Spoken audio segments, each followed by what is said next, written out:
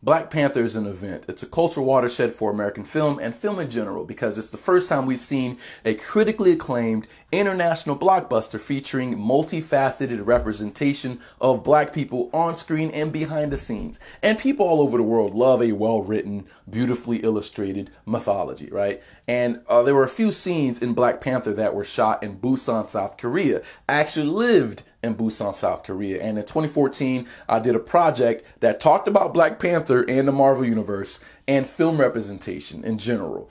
Because a few of my Korean students had a few concerns about the lack of Asian representation in cinema and especially in the superhero films. So here's a throwback clip of that project. I hope you enjoy. One love. My name is Wilkin Brutus. Wakanda forever.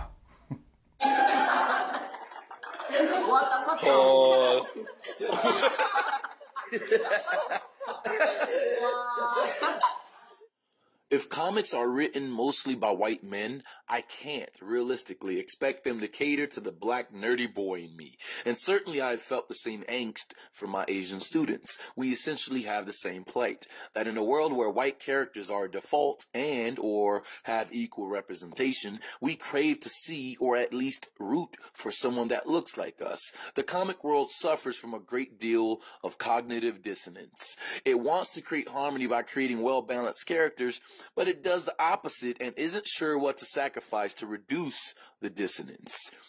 And it's not because Asian and black roles aren't marketable to audiences. If that's the case, why is it then easy for white films to play in Asia without any issues of whites being marketable to Asian audiences? Whites are the world default. All of my Saturday morning cartoons were default, except for the breakdancing Black Power Ranger. And perhaps black and Asian writers share some blame in this too, because black and Asian cultures haven't really made a culture out of making comic stories that hit mainstream audiences.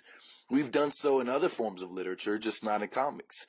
So it's unfair to force a white artist or writer to be more inclusive in his art. That's not our job. So this isn't some anti-white rant. It's just a bleeding scream from the elephant in the room. But since visual media and cinema has powers that reach beyond the art realm and into our daily lives, something this small is actually really big. And perhaps that's only true for visual media and cinema, where black and Asian males are often typecast for certain roles. I say that because I honestly don't think adopted children or biracial children wish their parents looked more like them, because the establishment of family, values, intention, attention, unconditional love, respect, all of these elements comprise of a larger priority. And for the most part, they exist. They exist. And it's tangible. So unconsciously, we want to identify with someone that looks like us. We still enjoy all of the major films and don't think about it. We just want a part of it. It was actually quite easy to do this with these group of boys because our conversations were already racialized. They would literally ask me questions about black and white relations in America because for some of them, they still can't fully view me as American. I was more African in Asia than I had ever been in my entire life, except for my trips to Haiti, of course.